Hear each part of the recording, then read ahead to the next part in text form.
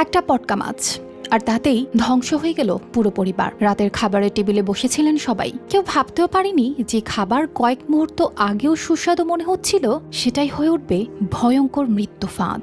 কাউখালী উপজেলার এক গ্রামে হঠাৎই নেমে এলো বিষাদের ছায়া। মাত্র 5 বছরের এক শিশু ফাতেমা আক্তার একটি সাধারণ রাতের খাবারের পরই হারিয়ে গেল চিরতরে। গ্রামের নদী থেকে ধরা মাছ রান্না করা হয়েছিল সেদিন।